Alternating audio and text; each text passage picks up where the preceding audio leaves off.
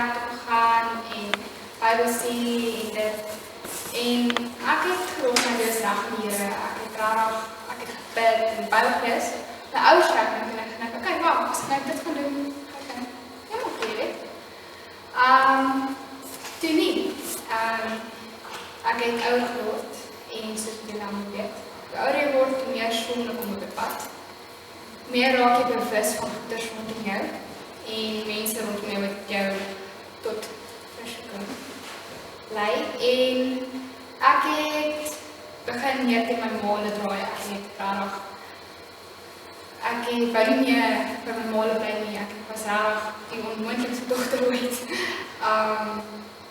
Ek het besluit, ek gaan met my pa bly, want my ouers verlede, ek gaan met my pa kyk. En ek het groot verantwoordelikheid gehad, rarig, om in dieselfde tyd het ek weggehardloop van my probleme, sonder om dit te face van my Engels. En ek het iemand ontmoet, en so het hy eerst in my lewe begin kom. Hy was my alles, hy was my alfa en omega. Ek het nie begin meer Bybel lees nie, ek het nie verder gebid nie. Ek wou kerk toe gaan, maar ek het altyd 'n rede gehad om nie kerk toe gaan. En ek het rarig ver weg van hier afgedryf. Nie dat ek nader aan, baie nader aan was, maar verder as wat ek was. En so met tyd het daar baie soms my pad gekom. Baie goed ek oorspyt is en goeders wat jy nie eens wil wens moet gebeur nie. En tot die een dag toe die Here my gewys, ek is groter as wat jy dink ek is. My pa se werk verloor en ek moes trek. Ek moes nie einde weer terug na my trek waar my probleem die eerste keer was en begin het. En daai nou toe praat my oom met my en hy is 'n groot Christen, hy rarig. En hy se lewe is so perfek, wonderlik. Hy het my so baie goed vertel van die Here en hy sê vir my, "No, Michael, you're not the same anymore. What happened?" En hy het my so baie dinge vertel van die Here en ek het vir myself gesê, "Yes, ek het rarig gehandel." Wel, ek het in die verhouding het ek deur baie dinge gegaan. Hy het my baie afgebreek en ek was nie meer dieselfde nie. Maar ek wou nooit dit erken nie, want hy is altyd gehad het ek die Here weggegooi, ek het my familie weggegooi, net vir hom, omdat ek gedink het, hy is lief vir my. Wat so verkeerd was. En hy het vir my gesê, trek my maat toe en ek los jou. En ek het na my oom met my gepraat het, ek vir myself sê, ek soek 'n lewe vir my oom. Ek is moeg, die duiwels lewe is dalk lekker, vol plesier, vol baie uitdagings.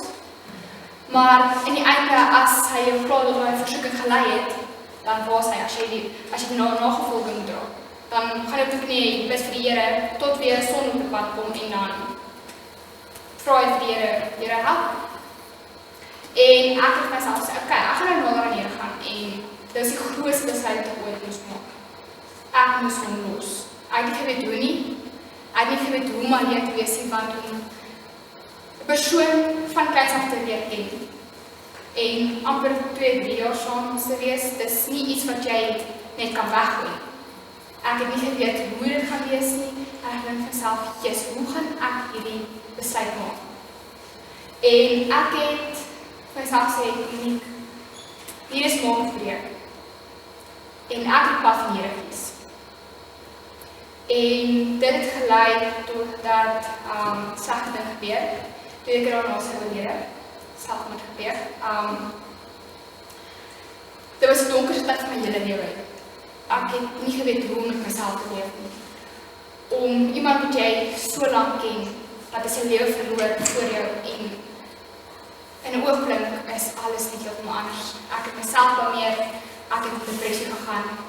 En ek het myself gevra, ek het eintlik vir die Here gevra, Here, ek kies die pad. En hier sit hierdie ding op my pad. U vat hom weg van my af. Ek het niemand, ek het niks, mense, die meeste lief het, al het ek die pad gekies, maar hoekom sy lewe nie? Here is so bevraagteken. En ek is so deur 'n donker diep gat gaan sit en ek wou nie met mense net nie. Ek het myself in die aande aan slaap gehuil en ek het nie geweet wat om te doen nie. En ek het nog nooit in my hele lewe so gevoel om selfmoord te pleeg soos daai tyd nie. Maar wat amazing was, is soos ek deur daai tyd gegaan het. Ek wou so graag 'n mes vat en my kop sny, pille drink. Maar die Here, op 'n manier, die Here wat ek op nie beland.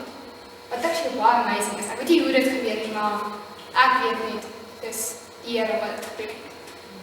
Ek het op 'n beland en ek het na daarin gegaan. En my vriendin Andrea, sy magerskap so vir my ingestaan. En met hulle ondersteuning, ek het altyd verskonnings gemaak om na die kant te kom. Toe het ek uiteindelik na die kant gekom. En Henneman en te dank aan Bode het hulle my hele lewe verander. Ek het op by bekering gekom, hulle het vir my 'n boodskap gegee. Ek het my hele lewe oorgegee vir die Here. Ons het so 'n bietjie gesing wat ek so gevoel het, ek het omgegee wat rondom my aangaan nie. Ek het nie om mense praat nie, ek het ingehaak. Ek het my oë toegemaak en ek het net gebid. En ek het gesing en ek kon myself, ek het omgegee wat nie. En dit was, ek het die Here aangevoel. Ek het gevoel die Here is nou in my. En daarna, dit was baie moeilik, as jy van die kamp afkom, probeer die duiwel jou onderkry. Die duiwel het my probeer baie dinge onderkry, maar te dank aan hoe hulle moet ons nog steeds kontak bly en Andrea, wat so goeie voorbeeld vir my is om volgens die lewe, het ek nader aan Here gebly, maak nie saak wat nie. Vandag streef ek na die Here, ek leef vir hom. Ek het nou so ook deur 'n rukkie moeilike tyd gegaan en ek het met my lewe tot agtergekom. Jy het nie mense nodig om jou gelukkig te maak. Jy het die Here nodig. En vandag is ek tevrede. Ek ken om hoeveel mense rondom my is. Ek is tevrede met die Here.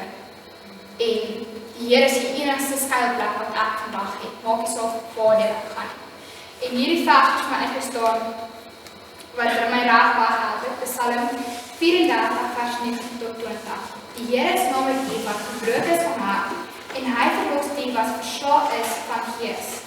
Menigvuldig is die teëspoede van die regverdige, maar uit die almal red die Here hom. So wat ek net vandag wys is, maak nie saak waar jy gaan nie.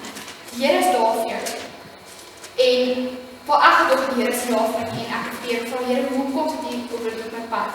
Vandag moet ek gekom. Kyk hoe Christen het ek geword. Andrea sal jare terug nie sê ek was so. Ek het raar nou vandag lewe met die Here. En dit wys net wat se plan die Here met jou het. En al vir die raar sê, moet jy die Here bevraagteken. Ek het die Here bevraagteken en ek het vandag is so spyt daaroor, maar vandag kan ek dankie sê vir die Here. Ek weet dalk nie waar hy vandag is nie, daai stukkie wat jy gedeel het, daai aan.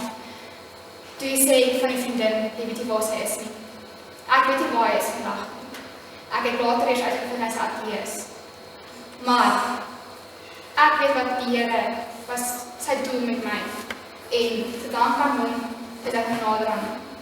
So leef vir hom en probeer raad van die versoeking geleid te word nie.